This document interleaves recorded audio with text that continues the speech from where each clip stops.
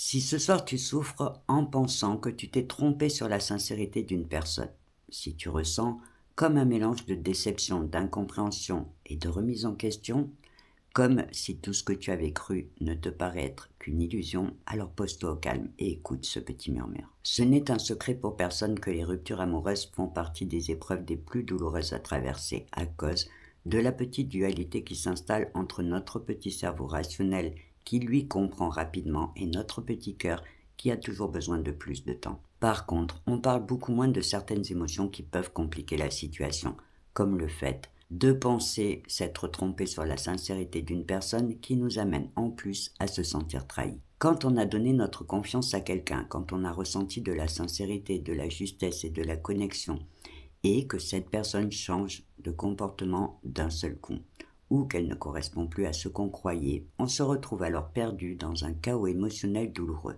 Pas seulement parce que l'autre a changé, mais parce que ça vient toucher quelque chose de beaucoup plus profond, notre capacité à comprendre l'autre, à ressentir et à faire confiance. Tu te mets alors à penser que tu t'es trompé, que tu as mal jugé, ou pire que tu as été naïf. Et plus tu cherches à comprendre, et plus ton mental tourne en boucle, en essayant de recoller les morceaux d'une histoire qui aujourd'hui ne te semble plus cohérente. Comme si ton petit cerveau refusait de lâcher prise tant qu'il n'a pas eu d'explication logique sur ce décalage. Du point de vue neuroscientifique, ce que tu ressens est profondément humain et s'explique par le fait que ton petit cerveau a besoin de repères stables pour se sentir en sécurité. Quand tu développes une relation avec une personne, ton petit cerveau émotionnel construit une sorte de représentation de cette personne à partir de ce qu'il perçoit, ses paroles, ses attitudes et les émotions qu'elle te renvoie. Puis il fige cette image comme une version de l'autre pour pouvoir créer le lien, anticiper et comprendre. Le problème, c'est que les êtres humains ne sont pas figés.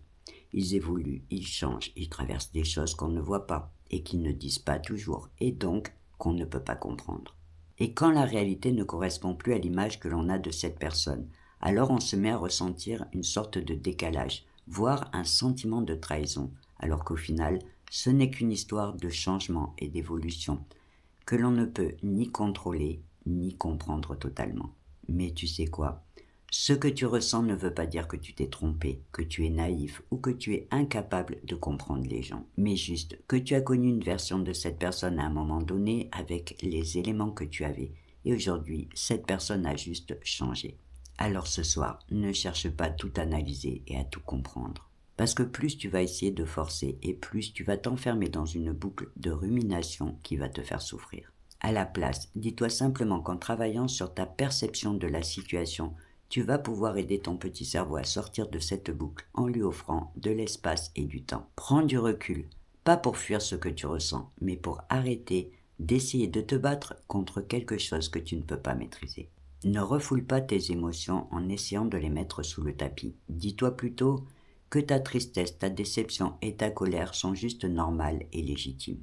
Accueille-les comme un signal que quelque chose d'important s'est passé et mérite ton attention, mais pas comme une preuve que tu t'es trompé. Accepte aussi que ta douleur est normale, sans la transformer en jugement contre toi-même. Ne te reproche pas d'avoir rien vu ou d'avoir rien compris plus tôt. Dis-toi simplement que tu as fait de ton mieux en étant vrai et sincère. Puis doucement, essaye de relâcher la pression en te disant que tu n'as pas besoin d'avoir toutes les réponses à tes questions pour pouvoir avancer, mais juste de prendre la décision de prendre soin de toi pour aider ton petit cerveau à sortir de cette histoire et ton petit cœur à guérir. Et si tu as du mal à penser à autre chose, alors pose-toi juste cette petite question simple mais puissante. Est-ce que cette relation aurait pu encore te rendre heureux telle qu'elle est devenue ? Pas telle que tu l'aurais imaginée ou espérée, mais bien telle qu'elle est devenue. Et c'est à partir de cette réponse que tu vas pouvoir reprendre le contrôle. Pas sur l'autre, mais sur toi, sur ton regard et sur tes choix. Mais pour l'instant, ferme les yeux, détends-toi et écoute ce petit murmure qui te rappelle qu'accepter que les choses changent, ce n'est pas renoncer à qui tu es. Certaines histoires évoluent, se transforment ou s'arrêtent, mais elles ne définissent jamais ni ta valeur, ni ta capacité à continuer d'avancer, de vivre et d'aimer. Avec plus d'expérience, mais toujours avec autant de cœur. Et sur ce, belle nuit à toi.